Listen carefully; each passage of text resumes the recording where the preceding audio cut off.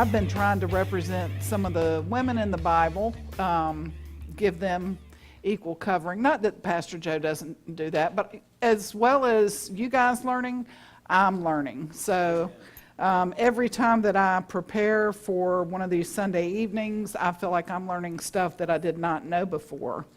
And I don't even know what it was that sparked my curiosity about Abigail, but she's our lady for tonight.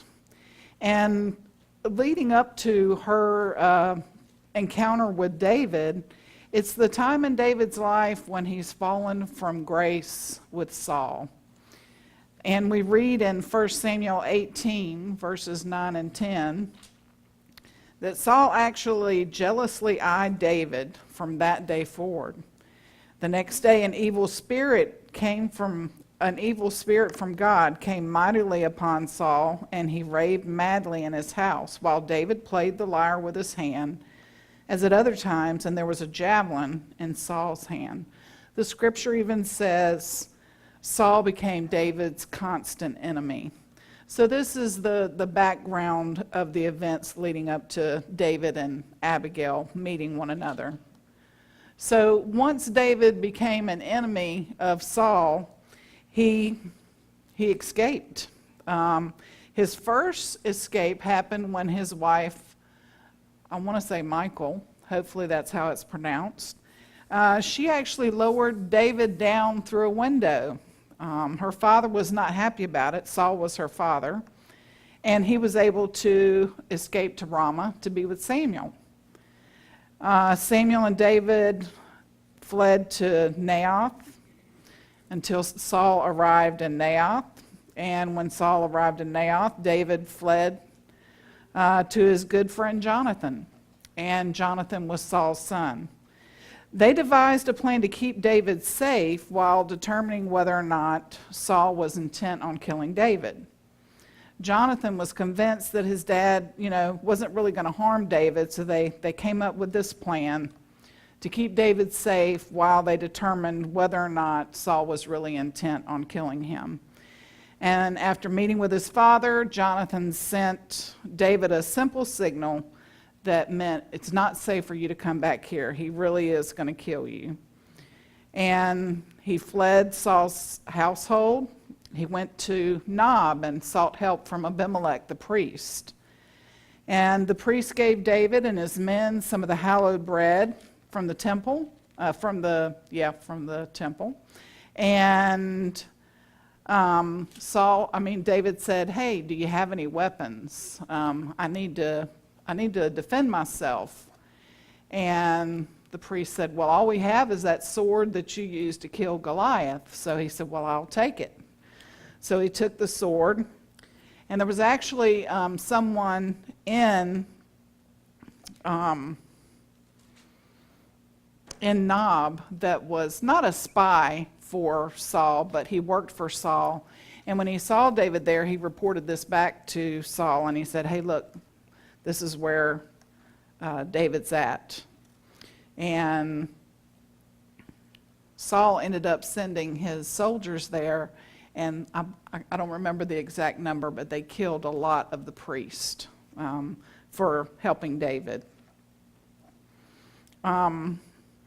After fleeing from Nob, because Saul had followed him there, he went to the cave of Adullam. Next, he went to the forest of Hereth, and then on to Gilead, where he destroyed Philistines. Then he went to the hill country of the wilderness of Ziph, and then on to the wilderness of Maon, and the strongholds of En-Gedi.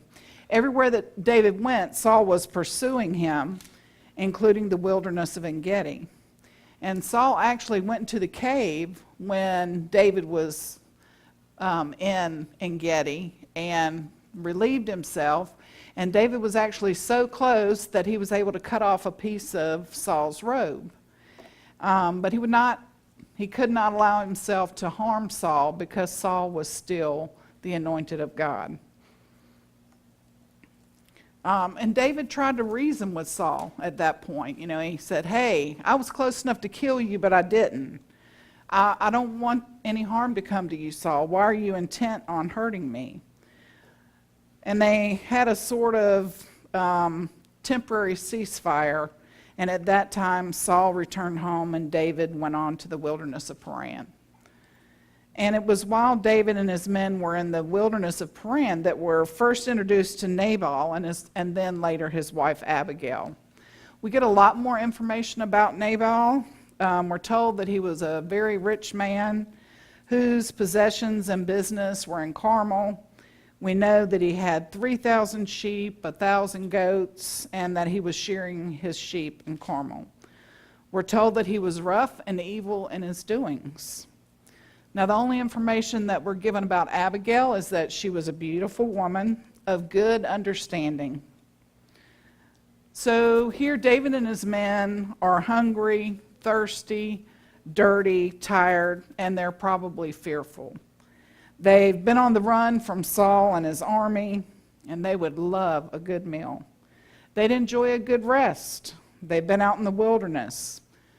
Now, they've seen Nabal's sheep and his shepherds and shearers, and they've actually kind of protected them, and they've not taken any of the sheep to eat. They've respected Nabal's property, and they've not allowed any harm to come to the shepherds or the shearers or the animals. Surely Nabal will spare a little food.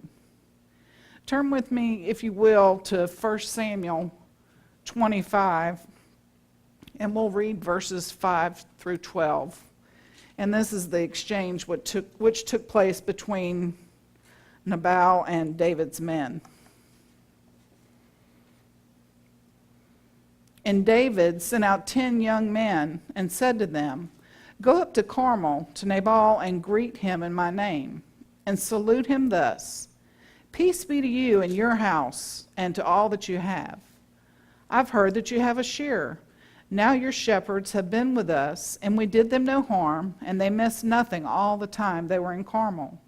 Ask your young men, and they will tell you. Therefore, let my young men find favor in your sight, for we come at an opportune time. This was shearing time, very comparable to harvest time, so it was a happy time. I pray you, give whatever you have at hand to your servants and to your son David. And when David's young men came, they said all this to Nabal in the name of David, and then paused. And Nabal answered David's servants and said, who is David?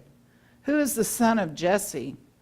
There are many servants nowadays who are each breaking away from his master.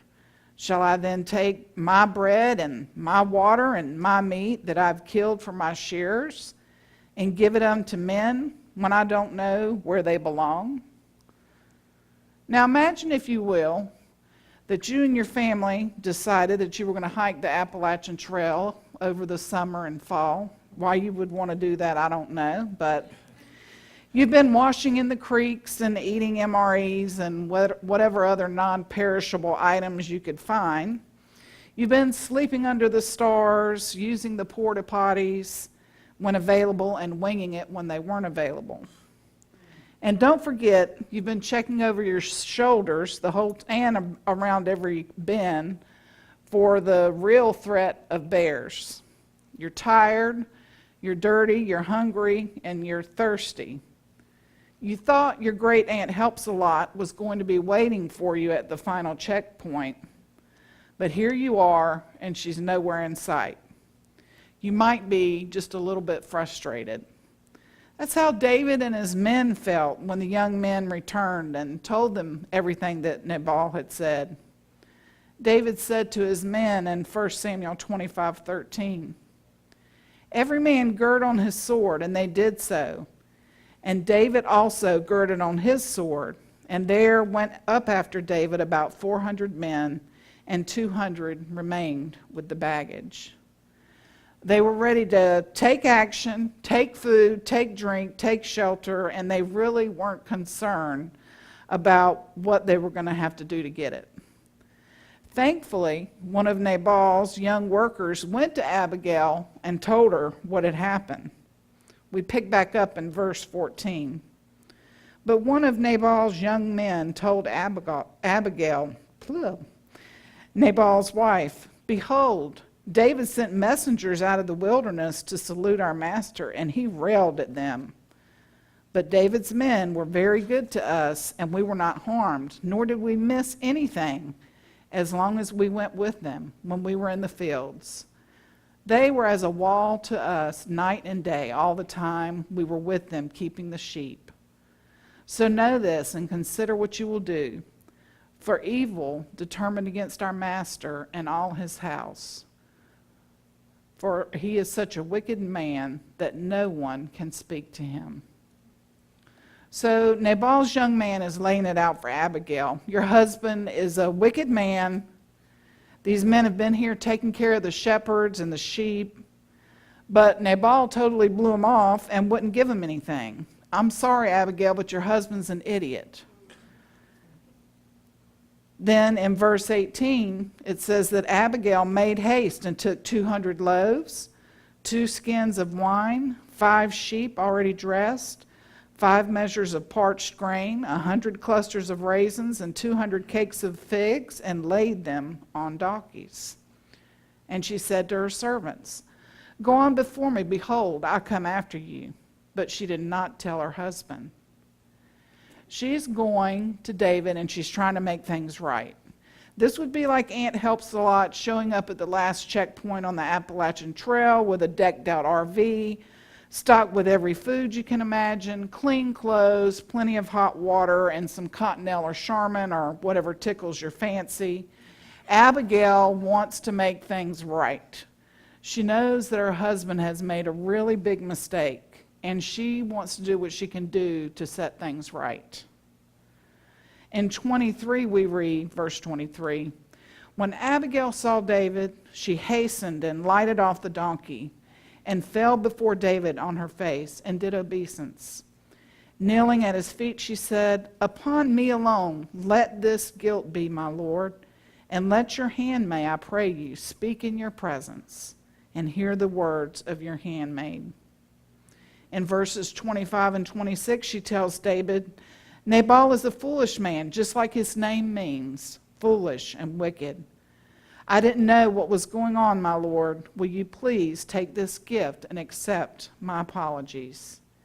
And then in verse 28, she exalts him, "Because my lord is fighting the Lord's battles, and evil has not been found in you all your days. The man is risen up to pursue you and to seek your life. Yet the life of my Lord shall be bound in the living bundle with the Lord your God." So she's appealing to David to be merciful. "David, I know that you're fighting the Lord's battle. You are going to be the ruler over all of Israel." And something that Abigail says resonated with David. She reaches those deep recesses of his heart. How often are infuriated men and women talked out of their vengeance? How often do we follow through with some of our idiotic ideas because we're in the heat of the moment? How much easier is it for us to stop and regather ourselves before making mistakes in our frustration and haste? It is difficult for us to stop and think things through. I don't know about y'all, but I can think of, ashamedly, I can stand here and say I can think of quite a few occasions where I've gone off like a crazy woman, and, I feel like I'm floating around above me thinking, who is that crazy person and why is she doing this? I'm sure you guys never do that. And sometimes we know we're wrong, but we're still we're moving full speed ahead. I've even told myself, I don't even care if I'm wrong, I'm doing this. You just get so caught up in it. Now David heard Abigail and he changed his mind. In verse 35 you read, "So David accepted what she had brought him, and he said to her, 'Go up in peace to your house. See, I've hearkened to your voice, and I have granted your petition. And Abigail came to Nabal, and behold, he was holding a feast in his house like the feast of a king. And his heart was merry, for he was very drunk. So she told him nothing at all until the morning light. But in the morning, when the wine was gone out of Nabal, and his wife told him these things, his heart died within him, and he became paralyzed, helpless as a stone. And about 10 days after that, Nabal died. The Lord smote Nabal, and he died. What happened to Abigail? Well, actually, David sent for her, and she became one of his wives. So I think there's several lessons that we can learn from this situation between David, Nabal, and eventually Abigail. First, I think we have to recognize that our responses in sticky situations can determine the outcome. Maybe you're not directly involved in the situation, but you recognize there might be some big trouble if you don't step in. Nabal's young man was probably taking a great risk to speak with Abigail about her husband's response to David. I don't have definitive proof, but I'm fairly certain that Nabal would not have been happy that this man had tattled on him to his wife. That man ignored any possible harm that might come to him, and he went to his master's wife with information that she needed to know. When was the last time you found yourself in a sticky situation? I think it happens more often than we realize, but I think we tend to be complacent about sticking our necks out. And we fail to recognize when it's the right time for us to get involved. Getting involved takes effort. Getting involved runs the risk of confrontation. Anybody in here want confrontation? Who in here is fond of it? Getting involved requires a sacrifice of our time, our talents, and heaven forbid, sometimes it even takes our money. The second thing that I think we can learn from this situation is the way that Abigail conducted herself when she was engaged in conversation with David. So we read that she made haste, which is excessive speed or urgency, or action. She didn't sit around and wait for someone else to handle the problem. She quickly gathered those supplies and she set out to meet David. She didn't run up to him and start telling him what he could or couldn't do. She quickly got off her horse and she fell down before him in obeisance, deferential respect. She recognized who he was. She knew who David was and she responded accordingly. This is a pretty foreign concept in our casual society. Now, I know we don't come into contact with many princes or princesses or foreign dignitaries or others, but we typically interact with elders on a regular basis. Do we defer to them in a reverential manner? Open or hold doors for them, offer to keep them company, mow their grass, pick up some groceries, walk their dog? How about the lady covered with tattoos and earlobes that are stretched out to her shoulders because of her gauges? Or what about the man with the baggy jeans whose underwear hang out in the back? When we interact with any of God's children, do we approach them with obeisance? Do we approach them with respect? Do we look them in the eye? Are we too busy focusing on all the things about them that are different? Do you listen? Do we really listen to what they're saying? Are we too busy listing the reasons in our head why they couldn't possibly be right? The third thing that I think we can learn from this situation is that sometimes we have to admit we're wrong. In verses 32 and 33, David actually blesses Abigail for stopping him from making a mistake. And David said to Abigail, "Blessed by the Lord, the God of Israel, who sent you this day to meet me. And blessed be your discretion and advice. And blessed be you who have kept me today from blood guiltiness and from avenging myself with my own hand." I don't know why, I'm not a cycling enthusiast, but I could not help but think about Lance Armstrong. He just could not admit he was a big fat liar. He could not admit he was wrong. And even still today, he is not very contrite or humble about what he did. I don't know if any of you all have seen any of his interviews or the documentaries. So I'm just going to kind of go through a list of kind of that period of time in his life when he started lying, I guess. So in 95, I think that was the first time he competed in the Tour de France. He placed 35th or 36th. Then in 96, he was diagnosed with cancer. 97, he establishes Lance Armstrong Cancer Foundation.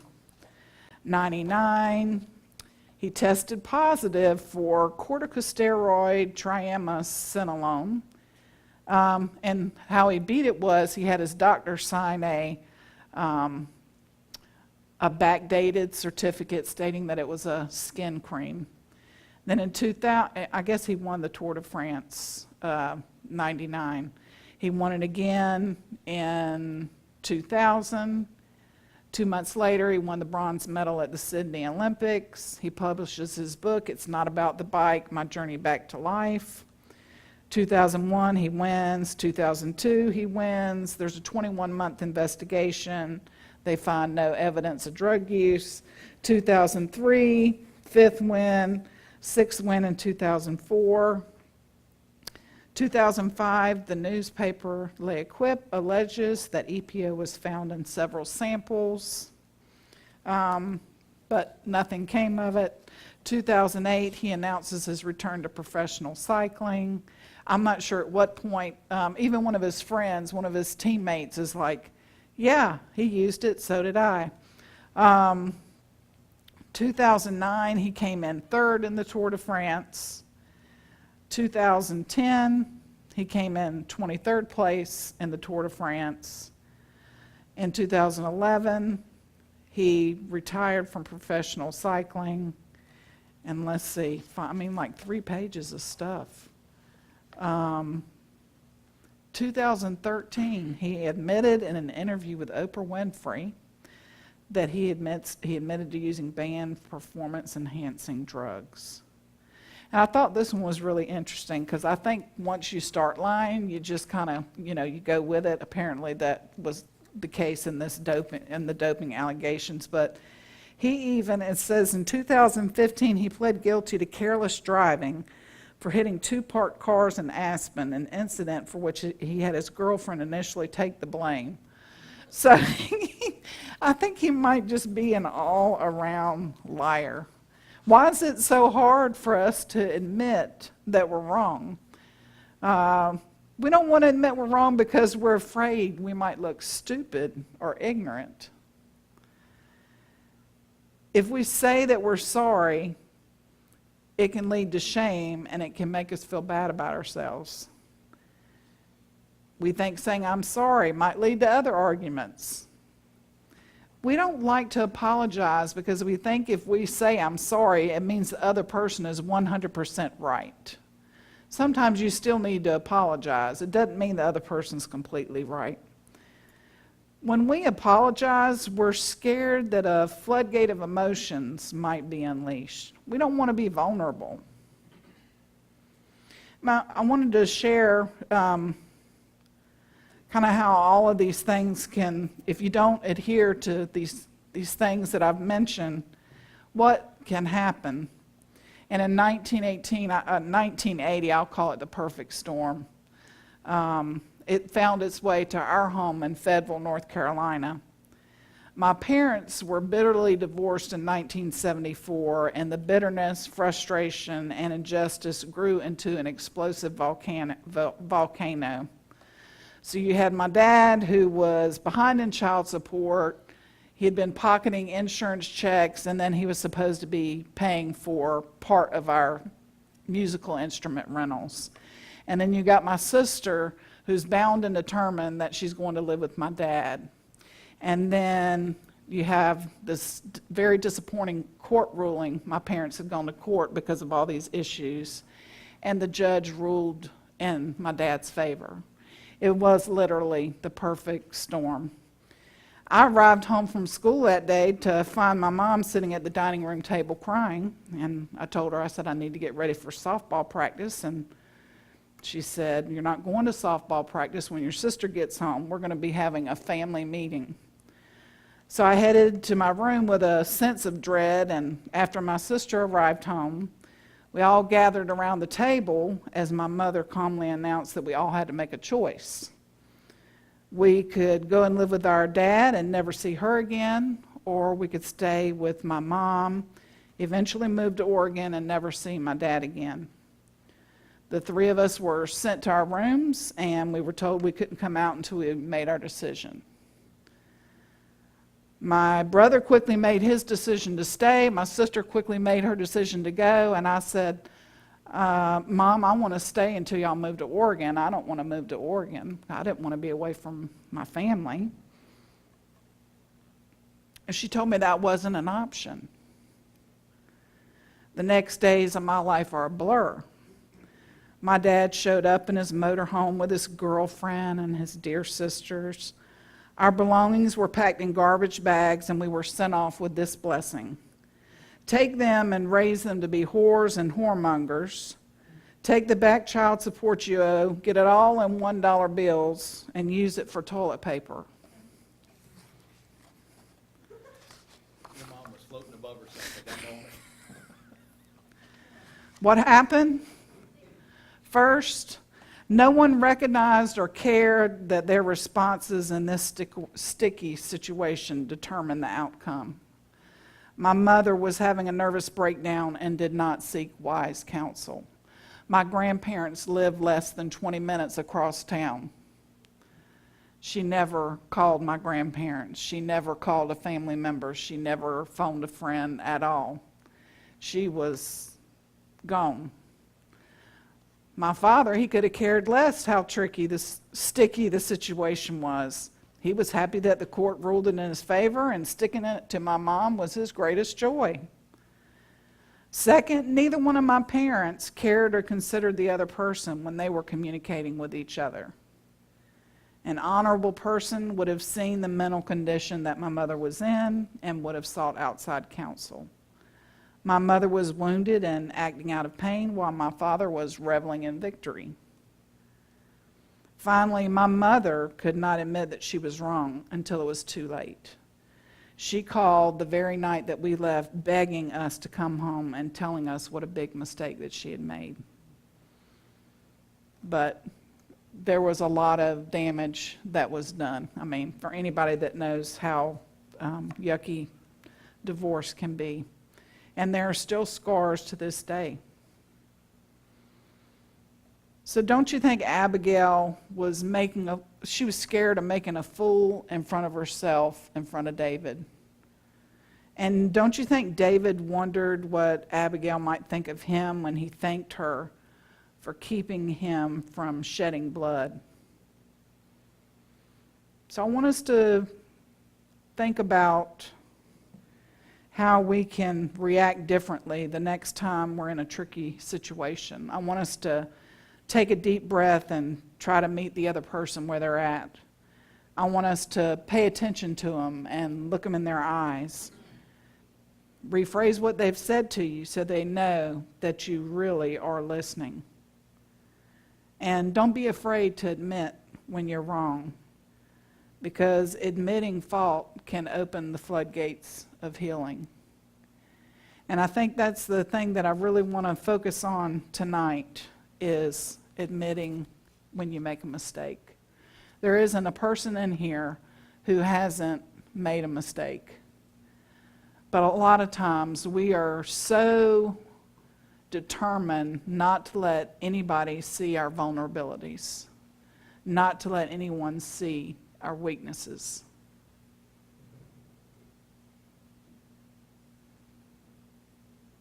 Even in church, we put on our happy faces and we act like everything's okay.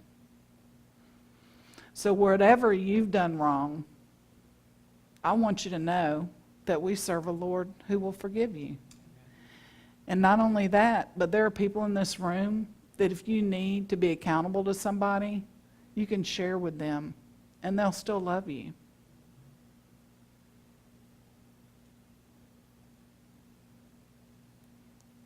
And that's what I wanted to leave us with tonight. Let me pray so we can go eat. Father, thank you so much for helping us to look beyond the obvious. Help us to diligently search our hearts for anything that may prevent us from meeting people right where they're at, Lord.